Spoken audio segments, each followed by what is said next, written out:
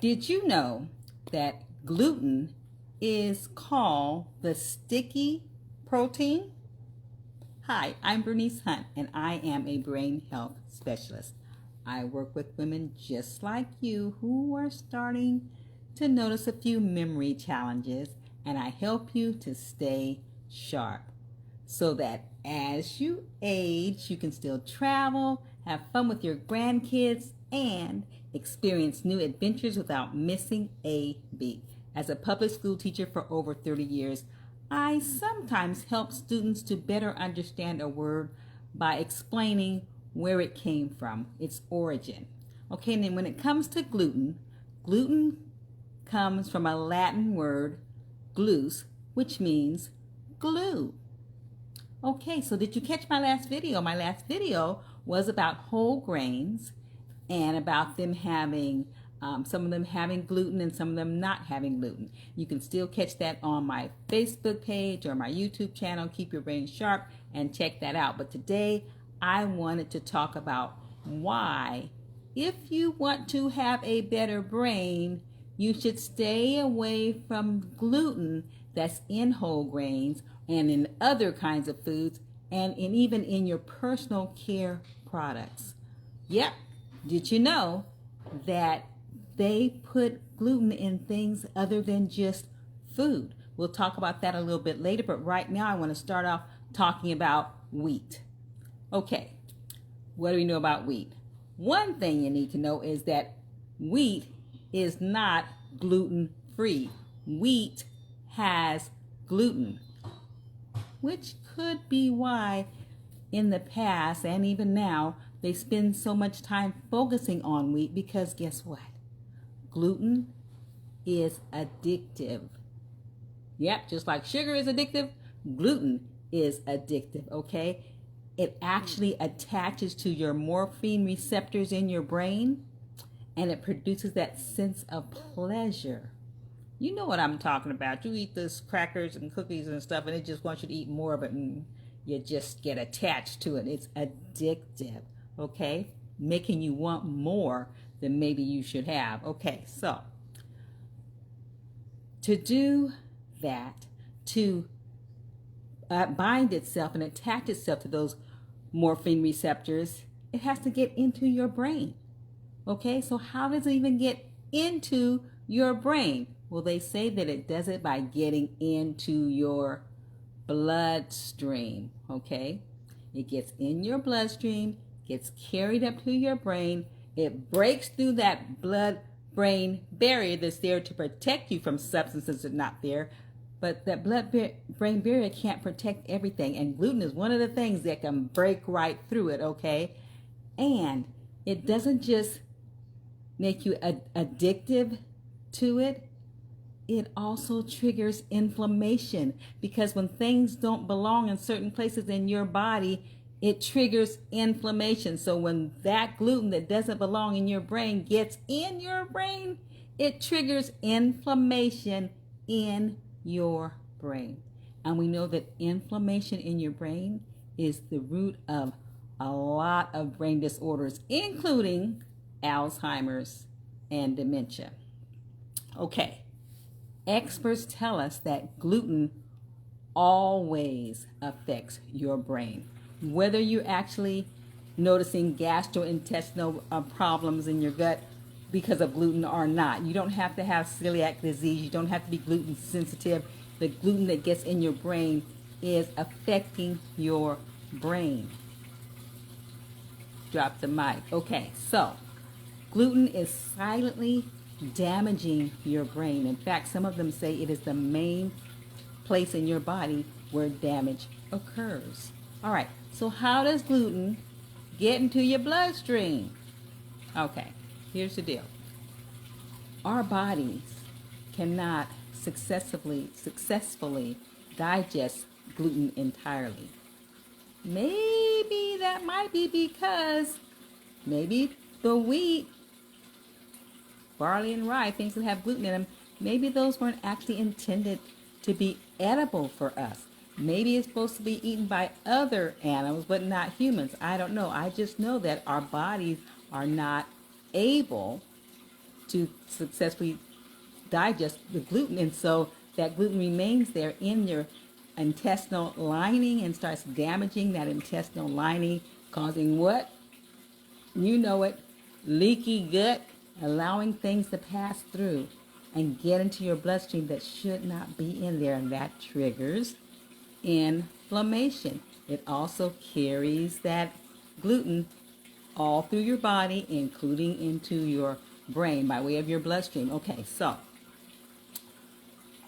the good news is if you stop eating things with gluten in it, your intestine, your small intestine, will begin to heal itself and repair the damage that's being done. Okay, so that's the good news.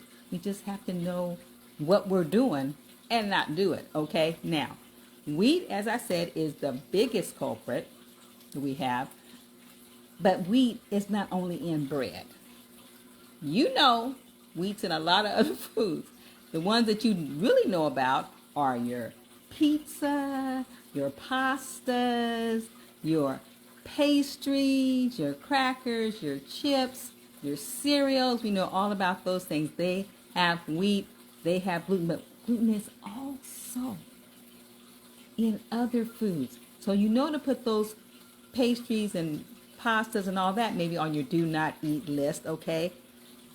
And it'll be more than worth it because it'll help your skin, it'll help you with weight, it'll help you with your mood, it'll help you with your energy levels, it will help you with bloating. I'm a witness. Okay, did you know that bloating is a sign or a reaction from inflammation? So if you're walking around with a bloated stomach and stuff, it's telling you that there's inflammation. More than likely it means bloating can come from other things as well, but it also can come from inflammation. Okay, so you need to check those signs, and if you want to get help with those areas, one thing you can do is reduce that gluten intake. Okay, so let's talk about the other things that gluten might be in. I call it hidden gluten. Okay, now first of all, there's other foods.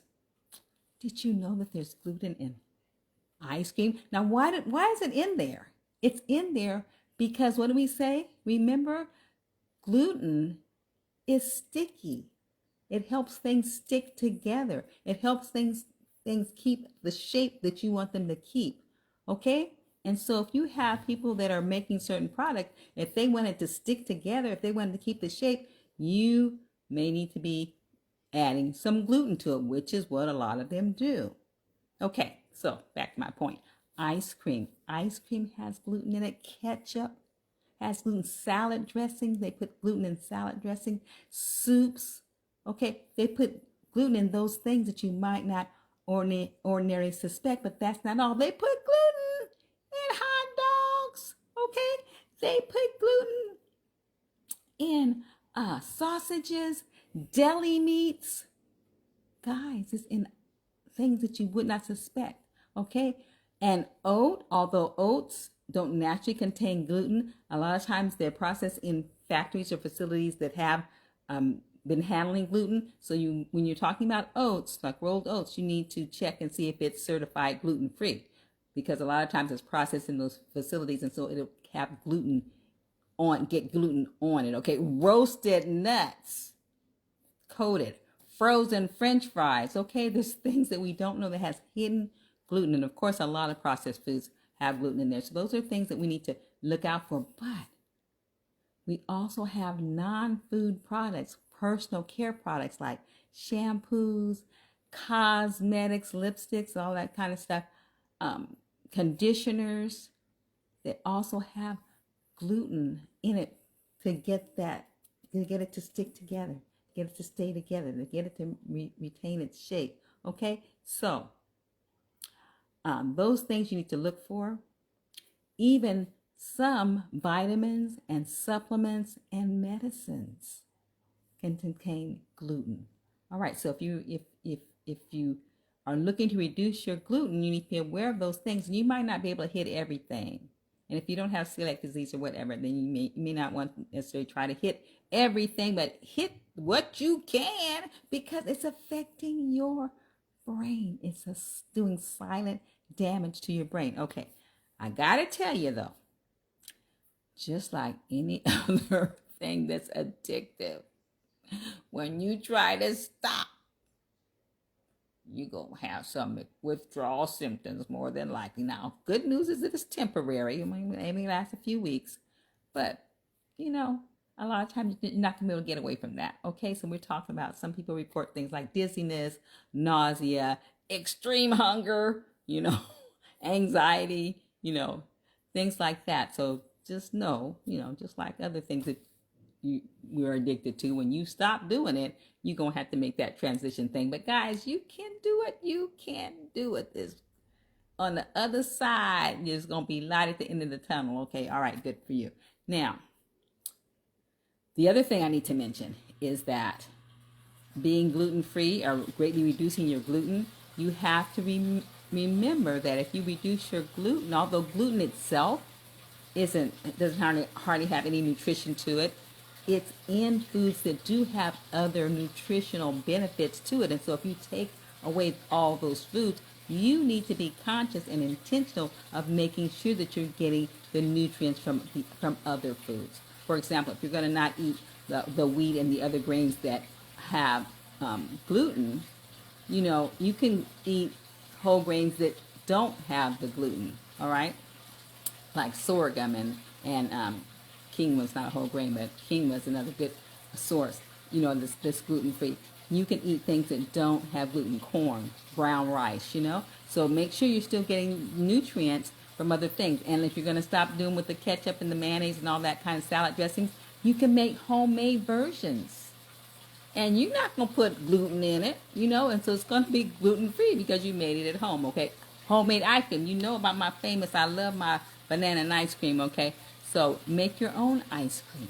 And so it's not going to have gluten in it, okay? So be nutrition conscious if you're going to back away from foods and products that have gluten, okay? You can even make your own makeup, guys. Make your own cosmetics. Make your own shampoo. We won't even go there, but there's lots of things that you can do if you're serious about it. Okay, so if you want more information about gluten, good news is that next month I'm doing with my Partners Club, we're going to be focusing on protein. And guess what? Gluten is a protein.